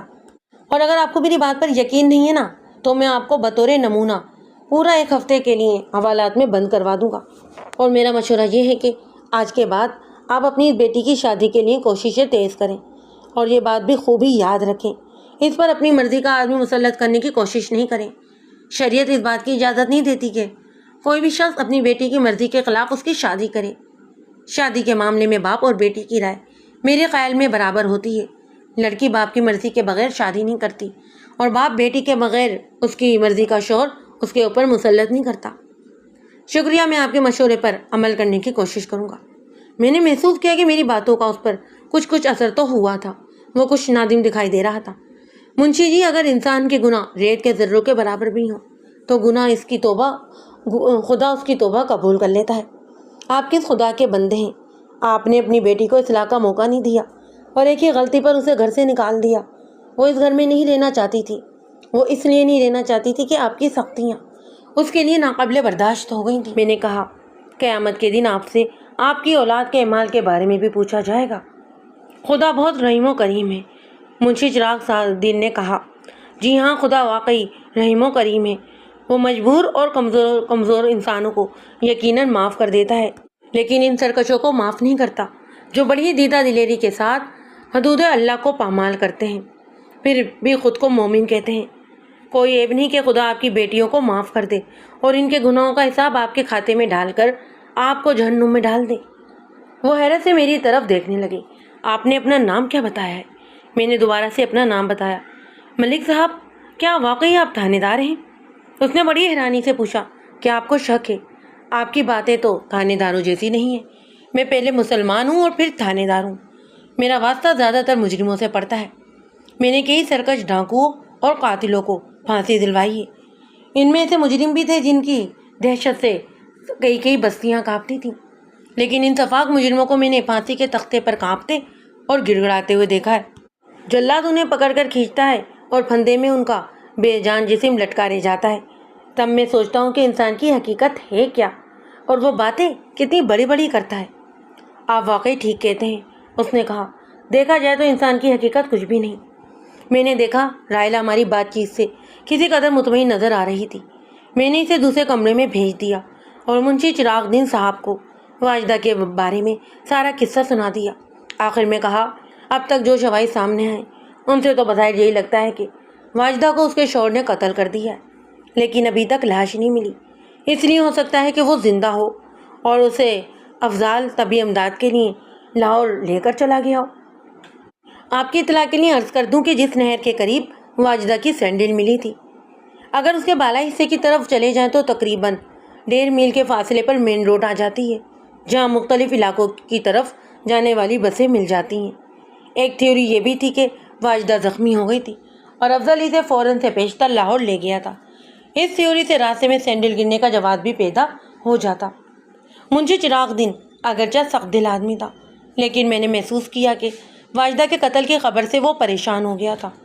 اسے توقع تھی کہ لڑکی زمانے کے دھکے کھانے کے بعد جب بالآخر واپس آ کر اس کے پیر پکڑے گی تب وہ اسے اپنی مرضی کے مطابق زندگی گزارنے پر مجبور کر سکے گا، لیکن لڑکی بہت زیادہ خودسر اور ضدی تھی۔ میں نے ایک ہی ملاقات میں اندازہ لگا لیا تھا کہ اس نے جھکنا نہیں سیکھا۔ وہ ان عورتوں میں سے تھی جو اپنے آپ کو تباہ کر لیتی ہیں لیکن کسی کی برتری تسلیم نہیں کرتی۔ منشی چراغ دین کو میں نے تاکید کر دی کہ وہ واجدہ کے مبینہ قتل کے بارے میں رائلا کو نہ بتائے۔ اس کے بعد میں قصبے کے کچھ اور لوگوں سے ملا۔ زیادہ تر لوگوں نے یہی خیال ظاہر کیا کہ واجدہ آوارہ اور برے چال چلن کی لڑکی تھی۔ البتہ چند سنجیدہ لوگوں نے کہا کہ سارا قصور منشی چراغ دین کا تھا۔ باتوں باتوں میں مجھے پتہ چلا کہ جس اسکول ٹیچر کے ساتھ واجدہ فرار ہوئی تھی وہ اسی قصبے میں رہتا تھا اور ہائی اسکول میں پڑھاتا تھا۔ مجھے تعجب ہوا کہ محکمہ تعلیم نے اسے ٹیچر کو نکال کیوں نہیں دیا۔ بہرحال میں اس سے ملنے کے لیے اسکول پہنچ گیا۔ گرلز اسکول اور بوائز اسکول کی ایک ہی عمارت تھی، البتہ درمیان میں دیوار بنا کر 2 حصے کر دیے گئے تھے۔ تاہم دونوں اسکولوں کے انتظامی معاملات مشترک تھے، یعنی دفتر ایک ہی تھا، بلکہ ہیڈ ماسٹر بھی ایک ہی تھا۔ درمیان میں ایک دروازہ تھا جس پر میں نے ایک بوڑھے سے چوکیدار کو بیٹھے ہوئے دیکھا۔ میں ہیڈ ماسٹر سے ملا، اپنا تعارف کروایا، واجدہ کا مختصر سا ذکر کیا اور ساجد علی سے ملنے کی خواہش ظاہر کی۔ ہیڈ ماسٹر ایک جوان اور خوش اخلاق شخص تھا، عمر 30-32 سال کے قریب ہوگی۔ مجھے اس کا نام یاد نہیں رہا۔ اس نے مجھے تھوڑا سا انتظار کرنے کے لیے کہا کیونکہ ساجد علی کلاس لے رہا تھا۔ واجدہ اسی اسکول میں پڑھتی تھی۔ میں نے وقت گزارنے کے لیے اسے سوال کیا۔ جی ہاں، وہ اسی اسکول میں پڑھتی تھی، اس نے کہا۔ نہایت ذہین لڑکی تھی۔ اگر وہ اپنی ذہانت کو پوری طرح تعلیم کی طرف لگا دیتی تو یقیناً یونیورسٹی میں اول آتی، لیکن اس کا دھیان، اس نے اپنی بات ادھوری چھوڑ دی۔ دراصل آج کل فلموں کی وجہ سے نئی نسل پر بہت برا اثر پڑ رہا ہے۔ فلمی صنعت میں اصلاح کی بہت زیادہ ضرورت ہے۔ اگر حکومت ذرا سی سختی کرے تو صاف ستھری فلمیں بننے لگیں اور نوجوانوں میں بہرا روی پیدا نہ ہو۔ آپ بھی فلمی پروپیگنڈے سے متاثر معلوم ہوتے ہیں، میں نے اکثر کہا۔ اکثر فلموں کے اشتہار میں لکھا ہوتا ہے کہ صاف ستھرا گھریلو شاہکار۔ اس گھریلو شاہکار میں شریف زادیوں کو عشق کرتے ہوئے دکھایا جاتا ہے اور اسے سچا اور پاک عشق قرار دیا جاتا ہے، حالانکہ اسلام یہ کہتا ہے کہ عورت نہ محرم سے میل جول نہ رکھے۔ پھر آپ کے گھریلو شاہکار میں ماں باپ کو عموماً ظالم اور عشق کے متوالیوں کو مظلوم بنا کر پیش کیا جاتا ہے، جبکہ یہ سراسر بے حیائی ہے۔ آپ یہ سن کر حیران ہوں گے کہ کچھ عرصہ قبل واجدہ نے بھی ایسی خیالات کا اظہار کیا تھا۔ اس نے حیرت سے آنکھیں پھیلائیں۔ جس لڑکی کو فلموں نے تباہ کیا ہو، کیا وہ بھی ایسی خیالات کا اظہار کر سکتی ہے؟ اس بات سے میں اتفاق نہیں کروں گا، میں نے کہا۔ واجدہ کو فلموں نے نہیں، اس کے باپ منشی چراغ دین نے تباہ کیا ہے۔ یہ آپ کیا کہہ رہے ہیں ملک صاحب؟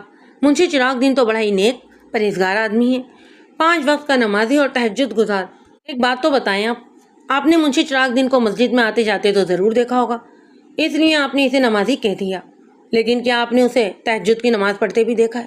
وہ ہنس کر بولا، میرا خیال ہے کہ آج تک مجھے ایک بار بھی تہجد کے وقت اٹھنا نصیب نہیں ہوا۔ ویسے مشہور تو یہی ہے کہ منشی چراغ دین تہجد گزار ہے۔ اگر یہ بات منشی چراغ دین نے مشہور کی ہے تو وہ ریاکار ہے، اور اگر لوگوں نے مشہور کی ہے تو وہ جھوٹے ہیں۔ نفلی عبادت عموماً چھپ کر کی جاتی ہے اور اشد ضرورت کے سوا اس کا اظہار ہرگز مستحیل نہیں۔ اس سے عبادت کے نہ قبول ہونے کا احساس بڑھ جاتا ہے۔ یہ آپ نے بالکل صحیح کہا ہے۔ دراصل ہمارے معاشرے میں بعض ایسے فقرے رائج ہو چکے ہیں جنہیں ہم سوچے سمجھے بغیر استعمال کر ڈالتے ہیں۔ کسی کو ہم اس کے ظاہری حلیے کے سبب نمازی پرہیزگار اور کسی کو شرابی کبابی کہنا شروع کر دیتے ہیں، حالانکہ ہم دونوں کی حقیقت سے بے خبر ہوتے ہیں۔ کچھ دیر بعد میں نے سلسلہ کلام کا رخ موڑتے ہوئے کہا، میں نے سنا ہے کہ واجدہ ساجد علی کے ساتھ فرار ہو گئی تھی اور کیس وغیرہ بھی چلا تھا۔ ٹھیک سنا ہے آپ نے؟ اس کے باوجود ساجد علی آپ کے اسکول میں ٹیچر ہے؟ شروع میں تو میرا بھی یہ خیال تھا کہ ساجد علی اس ملازمت کے قابل نہیں رہا، لیکن جب میں نے سارے کیس کا مطالعہ کیا اور ساجد علی کے ساتھ جواب طلبی کی تو مجھے اپنا نقطۂ نظر تبدیل کرنا پڑا۔ اصل صورتحال تو ساجد علی ہی آپ کو بتائے گا، لیکن ترغیب بڑی زبردست تھی۔ ایسے موقع پر کوئی بھی حساس دل فریب کار شکار ہو سکتا ہے۔ بس یوں سمجھ لیں کہ آدم کو جنت سے نکالنے والا فارمولہ استعمال کیا گیا تھا۔ میں یہ نہیں کہتا کہ ساجد علی کی غلطی نہیں تھی، لیکن زیادہ غلطی واجدہ کی تھی۔ اتنی شوق، بے باک اور حسین لڑکی میں نے نہیں دیکھی۔ پھر تو منشی چراغ دین ٹھیک ہی کہتا ہے، میں نے کہا، عورت کا حسن ہونا واقعی ایک فتنہ ہے۔ فتنہ آزمائش کے منصوبوں میں اپنے حسن کی وجہ سے کبھی وہ خود آزمائش میں مبتلا ہو جاتی ہے اور کبھی دوسروں کو آزمائش میں مبتلا کر دیتی ہے۔ اتنے میں ایک دراز قامت، صحت مند، خوبرو اور خوش پوش شخص دفتر میں داخل ہوا۔ ہیڈ ماسٹر نے اس کا تعارف کروایا، وہ ساجد علی تھا۔ رسمی سلام دعا کے بعد میں نے کہا، تم نے واجدہ کو جو راستہ دکھایا تھا وہ اس راستے پر بہت دور تک چلی گئی ہے۔ 90% امکان تو اس بات کا ہے کہ وہ قتل ہو چکی ہے، اپنے فتنہ انگیز سراپا کے ساتھ پیوند زمین ہو چکی ہے۔ پھر میں نے مختصراً سارا واقعہ بیان کر دیا۔ ساجد علی کے چہرے پر غم کی تاریخی چھا گئی۔ اس نے اپنی آنکھوں میں چھلک آنے والے آنسوؤں کو بڑی مشکل سے روکا۔ بولا، ملک صاحب وہ اتنی بری لڑکی نہیں جتنی مشہور ہو گئی ہے، بلکہ سچی بات تو یہ ہے کہ وہ بہت صاف اور کھری لڑکی تھی۔ اگر میری مجبوری درمیان میں حائل نہ ہوتی تو میں ضرور اس کے ساتھ شادی کر لیتا۔ کیا مجبوری تھی؟ میری منگنی ہو چکی تھی، وہ میری ماں کو پسند تھی اور میں اپنی ماں کی پسند کی ہوئی لڑکی کو ٹھکرا نہیں سکتا۔ مجھے تو بتایا گیا ہے کہ تمہاری منگیتر امیر گھرانے سے تعلق رکھتی ہے اور تم نے جہیز کے لالچ میں اسے چھوڑا تھا۔ پہلی بات تو میں آپ کو یہ بتا دوں کہ مقدمے کی کارروائی عام ہونے کے کچھ عرصے بعد لڑکی والوں نے منگنی توڑ دی تھی۔ اب آپ میری سابقہ منگیتر اسے کہہ سکتے ہیں۔ یہ ٹھیک ہے کہ وہ امیر گھرانے سے تعلق رکھتی تھی، لیکن مجھے جہیز کا لالچ کبھی نہیں ہوا۔ فرار کا پروگرام کیسے بنا؟ میں نے پوچھا۔ اس کے چہرے پر ایک اداسی مسکراہٹ آ گئی۔ بولا، میں نے جانتے بوجھتے جال میں پھنس گیا تھا کیونکہ شکاری بہت خوبصورت تھا۔ واجدہ نے مجھے بعد میں اپنی ساری پلاننگ بتائی تھی، اسے میں مختصر الفاظ میں آپ کے سامنے پیش کیے دیتا ہوں۔ بقول واجدہ، جب اسے یقین ہو گیا کہ اس کے ابا کسی بھی اندھے کانے لولے لنگڑے مولوی کے پلے اسے باندھنے کا فیصلہ کر چکے ہیں تو اس نے فرار کا منصوبہ بنایا۔ اسے اس منصوبے کی تکمیل کے لیے ایک معقول آدمی کی ضرورت تھی۔ کئی روز تک وہ اپنے گرد و پیش کا جائزہ لیتی رہی۔ بالآخر اس کی نظر انتقام مجھ پر پڑی۔ میرا انتخاب کرنے کے بعد اس نے میرے قریب ہونا شروع کر دیا۔ ایک روز میں اسکول سے نکلا تو ایک لڑکی جھجکتی ہوئی میرے قریب آئی۔ بولی، سر، میں ریاضی کا ایک سوال سمجھنا چاہتی ہوں۔ میں نے تعجب سے اس کی طرف دیکھا اور کہا کہ میں تو لڑکوں کے اسکول کا ٹیچر ہوں، یہ اسے اپنی میز سے پوچھنا چاہیے۔ وہ اصرار کرنے لگی۔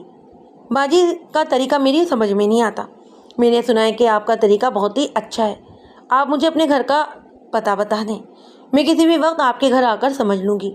بس مجھ سے یہی غلطی ہوئی، میں نے اپنی رہائش گاہ کا پتہ بتا دیا، حالانکہ میں اکیلا رہتا ہوں۔ وہ لڑکی یعنی واجدہ دوسرے روز میری رہائش گاہ پر پہنچ گئی۔ اس کے ساتھ ایک اور لڑکی بھی تھی۔ میں نے دونوں کو چند سوالات سمجھا دیے۔ اس کے بعد واجدہ نے ہر دوسرے تیسرے دن میرے پاس آنا شروع کر دیا۔ وہ زیادہ تر اپنے ابا کے ظلم کی کہانیاں مجھے سناتی اور کہتی کہ وہ کسی روز اب خودکشی کر لے گی۔ مجھے اس سے ہمدردی سی ہو گئی۔ پھر یہ ہمدردی بڑھتے بڑھتے کچھ اور ہی رنگ اختیار کر گئی۔ ایک روز واجدہ نے مجھ سے کہا کہ میں اسے لاہور چھوڑاؤں۔ اس نے بتایا کہ لاہور میں اس کے ماموں رہتے ہیں۔ پہلے تو میں راضی نہیں ہوا، لیکن وہ رونے لگی، میری منتیں کرنے لگی، لہٰذا مجھے جھکنا پڑا۔ میں اسے لاہور لے گیا، لیکن لاہور میں پہنچ کر پتہ چلا کہ اس نے جھوٹ بولا تھا، وہاں اس کے ماموں نہیں تھے، لہٰذا میں اسے شیخا پورہ لے گیا جہاں میرے والدین رہتے ہیں۔ اس نے گہرا سانس لیا۔ اس سے آگے کی کہانی زیادہ لمبی ہے کہ طے مختصر کہ میں لاشعوری طور پر اس کی سازش کا شکار ہو گیا تھا۔ جب کوئی آدمی اس قسم کا کوئی بھی واقعہ سناتا ہے تو وہ اپنے آپ کو بے گناہ ثابت کرنے کے لیے واقعات میں تھوڑی بہت کمی پیشی کر لیتا ہے۔ میں نے اندازہ لگا لیا کہ ساجد علی نے مجھ سے بہت سی باتیں چھپائی تھیں۔ بہرحال میں نے اس پر کوئی زیادہ جرح نہیں کی اور پوچھا، کیا تم محمد افضل کے بارے میں کچھ بتا سکتے ہو؟ نہیں، میں اس کے بارے میں کچھ نہیں جانتا۔ میرا خیال ہے کہ یہ شخص لاہور کا رہنے والا ہے۔ میں نے چند اور سوالات کیے اور جانے کے لیے کھڑا ہو گیا۔ اچانک مجھے خیال آیا۔ میں نے ساجد علی کو ایک طرف لے جا کر کہا کہ میں نے تمہاری باتوں سے اندازہ لگایا ہے کہ تم واجدہ سے بہت محبت کرتے تھے، لیکن اب وہ اس دنیا میں نہیں رہی۔ البتہ اس کی ایک بڑی بہن ہے، خوش شکل اور سگل لڑکی ہے۔ کیا تم واجدہ کی خاطر اس کا سہارا بننا پسند کرو گے؟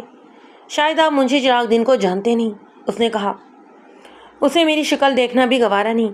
وہ کہے گا، پہلے ایک بیٹی کو بھگایا، اب دوسری کو بھگانے آ گیا ہوں۔ منشی کی فکر نہیں کرو، اسے میں سمجھا لوں گا۔ ٹھیک ہے، آپ منشی چراغ دین کو راضی کر لیں، مجھے کوئی اعتراض نہیں۔ وہ اس خیال سے راضی ہو گیا کہ منشی تو مانے گا نہیں، اس لیے یک طرفہ رضامندی سے کوئی نقصان تو نہیں ہوگا۔ میں اسی وقت منشی چراغ دین کے پاس گیا، اسے ساری بات سمجھائی اور راضی بھی کر لیا۔ جانے سے پہلے میں نے راحیلہ کو بھی یہ خوشخبری سنائی، لیکن اسے میری بات پر یقین نہیں آیا، چونکہ اس معاملے کا اصل واقعے سے براہ راست کوئی تعلق نہیں تھا، اسی لیے میں اسے یہیں پر چھوڑ دیتا ہوں۔ تفتیش کا دوسرا حصہ قاتل کی تلاش سے تعلق رکھتا ہے۔ جیسا کہ میں بتا چکا ہوں کہ ہم نے کئی جگہوں پر چھاپے مارے۔ کئی ہفتوں کی تلاش کے بعد پتہ چلا کہ محمد افضل لائل پور کا رہنے والا ہے۔ میں ایک پولیس پارٹی کے ساتھ لائل پور پہنچ گیا۔ اس کے گھر سے پتہ چلا کہ افضل شادی شدہ ہے اور 2 بچوں کا باپ بھی تھا۔ کچھ عرصہ قبل اس کی بیوی ناراض ہو کر میکے چلی گئی تھی۔ افضل کے بوڑھے باپ نے بتایا کہ اس کا بیٹا کئی مہینوں سے گھر نہیں آیا۔ اس کی ملازمت لاہور میں تھی اور وہ وہیں رہتا تھا۔ وہ لوگ خود بھی اس کے بارے میں خاصے فکر مند تھے۔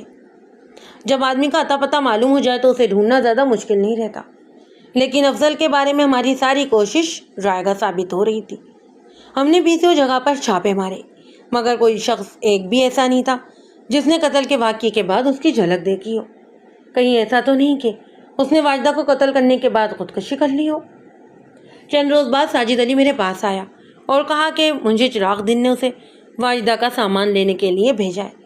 اس نے بتایا کہ واجدہ کے قتل کی خبر سننے کے بعد منشی چراغ دین بالکل بدل گیا ہے۔ وہ بیٹی کو یاد کر کے بہت روتا ہے اور بار بار یہ کہتا ہے کہ واجدہ اس کی وجہ سے قتل ہوئی ہے۔ میں ساجد علی کو عرفان فاروقی کے گھر لے گیا۔ راستے میں وہ مجھ سے واردات کے بارے میں سوالات کرتا رہا۔ شاید وہ واجدہ کے زندہ ہونے کا جواز نکالنا چاہتا تھا۔ جب اس نے واجدہ کے کپڑے دیکھے تو اس کی آنکھوں میں آنسو جھلکنے لگے۔ میں نے اسے کہا کہ وہ افضل کا سامان بھی ساتھ لے جائے تاکہ کمرہ خالی کر کے عمران فاروقی کے حوالے کر دیا جائے۔ کمرے کے فرش پر خون کے دبے اور زخم بھی موجود تھے۔ ساجد علی کمرے میں گھوم پھر کر دروازوں اور کھڑکیوں کا جائزہ لے رہا تھا۔ آپ نے بتایا ہے کہ قتل کی اطلاع آپ کو عرفان فاروقی نے دی تھی، اور یہ کہ اس نے جھولی میں سے جھانک کر اندر خون کے دھبے دیکھے تھے۔ ہاں، اس نے یہی بتایا تھا۔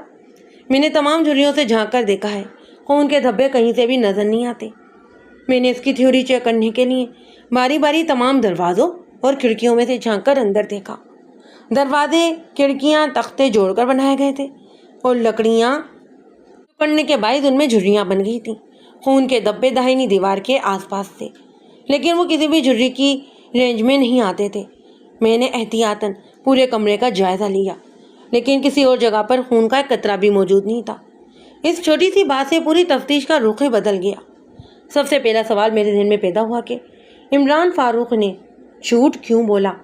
ایک طرف ایک شوق اور خوبصورت لڑکی تھی جو اکثر اپنے شوہر کے ساتھ لڑتی رہتی تھی۔ شوہر جو ایک سیدھا سادہ سا شخص تھا، بیوی کے غصے میں آ کر اکثر گھر سے نکل جاتا۔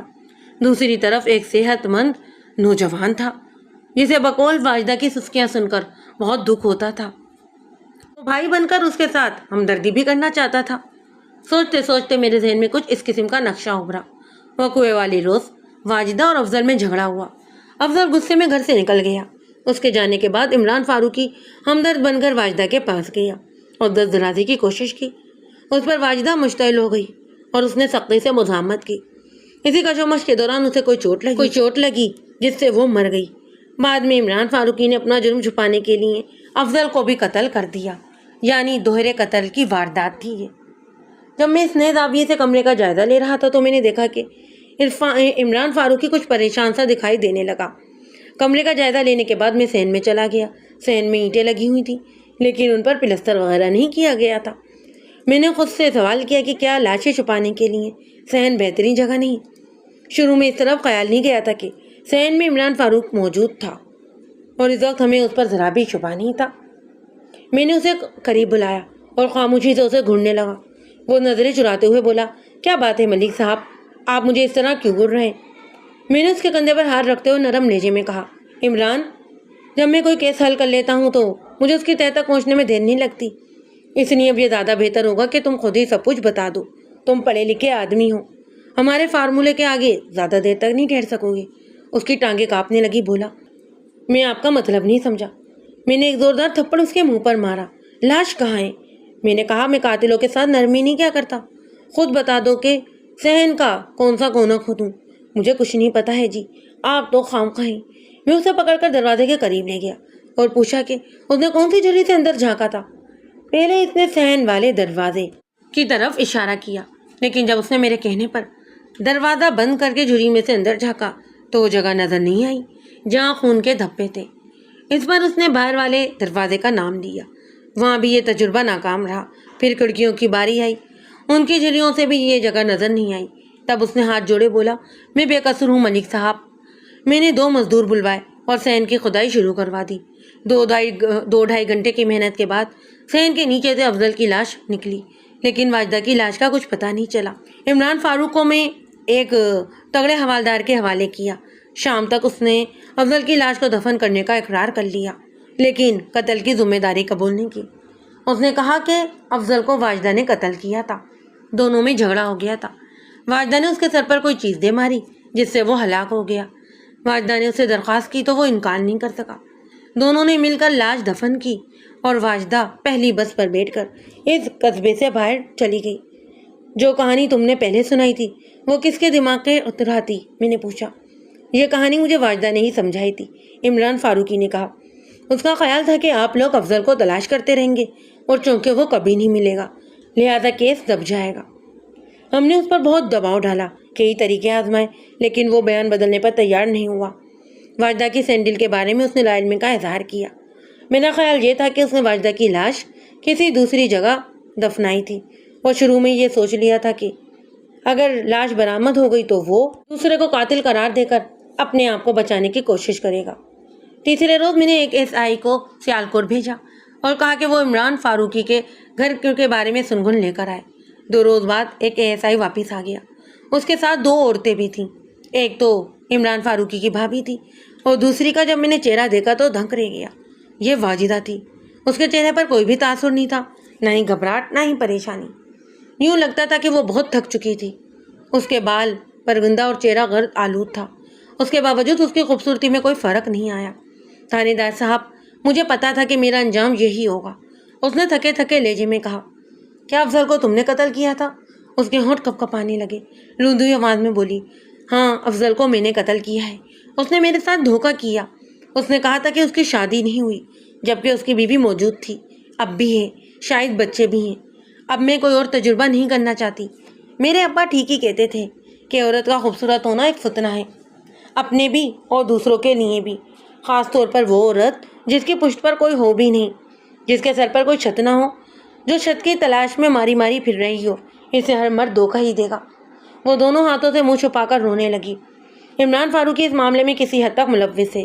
میں نے پوچھا، وہ اس معاملے میں ملوث نہیں ہے، اسے چھوڑ دیں، جو کچھ کیا ہے میں نہیں کیا ہے۔ میں نے عمران فاروقی کو حوالات سے اپنے کمرے میں بلوایا، اسے واجدہ کی شکل دکھائی، پھر واجدہ کو دوسرے کمرے میں بھیج دیا۔ جناب، میں نیا بیان لکھوانا چاہتا ہوں۔ عمران فاروقی نے کہا، کیا مطلب؟ میں نے پوچھا۔ افضل کو میں نے قتل کیا ہے۔ کیا بکتے ہو؟ میں نے غصے سے کہا۔ واجدہ اقبال جرم کر چکی ہے۔ نہیں جناب، قتل میں نے کیا ہے، واجدہ بے قصور ہے۔ میں الفا بیان دینے کو تیار ہوں۔ پہلے میں نے اس لیے جھوٹ بولا تھا کہ واجدہ محفوظ تھی۔ میں نے سوچا تھا کہ اس طرح میں بھی بچ جاؤں گا اور وہ بھی بچی رہے گی۔ اگر ہمیں تھوڑی سی بھی مہلت اور مل جاتی تو ہم کہیں اور دور چلے جاتے، لیکن اب جھوٹ بولنے کا کوئی فائدہ نہیں۔ میں اس قتل کی ایک ایک تفصیل آپ کو بتا سکتا ہوں، میرے خلاف پرچہ کاٹ دیں۔ کیا تفصیل ہے اس قتل کی؟ بات یہ ہے جناب کہ جب واجدہ کو معلوم ہوا کہ افضل کی پہلی بیوی موجود ہے تو اس نے اسے طلاق کا مطالبہ شروع کر دیا، لیکن وہ طلاق دینے پر تیار نہیں تھا۔ اس دوران میرے واجدہ کے ساتھ کافی قریبی مراسم پیدا ہو گئے اور ہم نے ایک دوسرے کو پسند کرنا شروع کر دیا۔ واجدہ نے کہا کہ وہ افضل سے طلاق لے کر میرے ساتھ شادی کر لے گی۔ وہ کوئے والے روز واجد افضل کے درمیان بہت بڑا جھگڑا ہوا اور افضل غصے میں گھر سے نکل گیا۔ تبھی افضل کو میں نے ختم کرنے کا فیصلہ کیا۔ اس کے علاوہ مجھے مسئلے کا کوئی حل نظر نہیں آ رہا تھا۔ میں نے اپنی چارپائی کا ایک پایا نکالا اور افضل کی واپسی کا انتظار کرنے لگا۔ وہ تقریباً 11 بجے واپس آیا۔ میں اپنے کمرے میں تیار کھڑا تھا۔ جیسے ہی وہ اپنے کمرے میں داخل ہوا، میں جلدی سے اس کے پیچھے پہنچ گیا اور پائے کے ایک ہی وار سے اسے ختم کر دیا۔ آپ میری چارپائی کا پایا چیک کر سکتے ہیں، اس پر خون کا داغ اب بھی موجود ہے۔ اس کے بیان کے آخری حصے کی تصدیق ہو گئی، اگرچہ اس پائے کو اچھی طرح سے دھو دیا گیا تھا، تاہم اس پر خون کا دھبا ابھی بھی موجود تھا۔ اس نے ساری ذمہ داری اپنے سر لے لی تھی، مگر مجھے اندازہ لگانا مشکل ہو رہا تھا کہ کیا واجدہ بھی اس قتل میں شریک تھی۔ لیکن ایک بات نے مجھے بہت متاثر کیا کہ دونوں نے ایک دوسرے کو بچانے کی کوشش کی تھی۔ تقریباً 1.5 سال تک کیس چلا۔ عمران فاروقی کو عمر قید کی سزا ہو گئی۔ واجدہ کو شریک جرم کی حیثیت سے 1 سال کی سزائے قید ہوئی، لیکن وہ جلدی چھوٹ گئی۔ اس دوران میں منشی چراغ دن صدمے کی وجہ سے انتقال کر گئے۔ اگرچہ ساجد علی نے رائلہ سے منگنی کر لی تھی، لیکن اس کی خواہش تھی کہ اگر کسی طرح اس کی شادی واجدہ سے ہو جائے، لیکن واجدہ نے سختی سے منع کر دیا اور اسے اپنی بڑی بہن سے شادی پر مجبور کیا۔